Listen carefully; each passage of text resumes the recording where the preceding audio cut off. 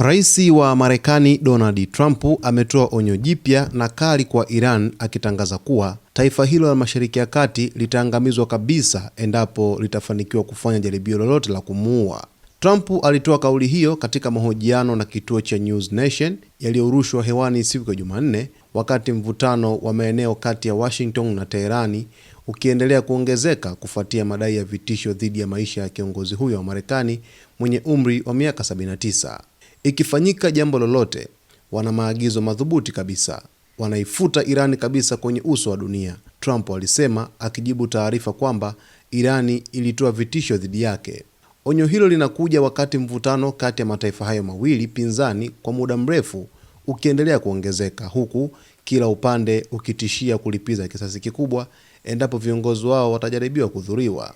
Mapema siku ya Jumanne, jenerali wa Iran Abolfazl Shekachi, akijibu hofu kuhusu vitisho dhidi ya kiongozi mkuu wa Iran Ayatollah Ali Khamenei, alisema Tehran haitasita kuchukua hatua kali endapo itachokozwa.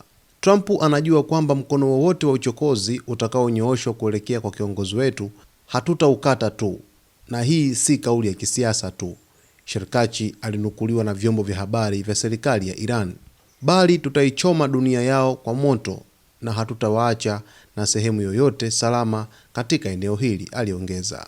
Trump amekuwa akitoa onyo kama hilo mara kwa mara tangu kurejea ikulu ya White House, akisisitiza mwaka jana kuwa Iran itaangamizwa kabisa endapo itajaribu kumdhuru.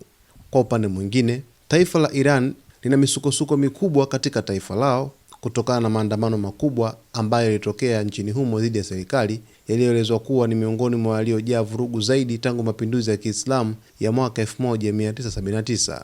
Mashirika ya haki za binadamu yameripoti maelfu ya vifo wakati wa ukandamizaji wa waandamanaji, ingawa idadi kamili bado inabishaniwa kutokana na vikwazo vya mawasiliano vilivyowekwa na mamlaka za Iran. Maandamano hayo yaliyofanyika yalichochewa na hali mbaya ya uchumi, kuporomoka kwa thamani ya sarafu na upinzani wa muda mrefu dhidi ya ukosefu wa mageuzi ya kidemokrasia chini ya uongozi wa kidini wa Iran.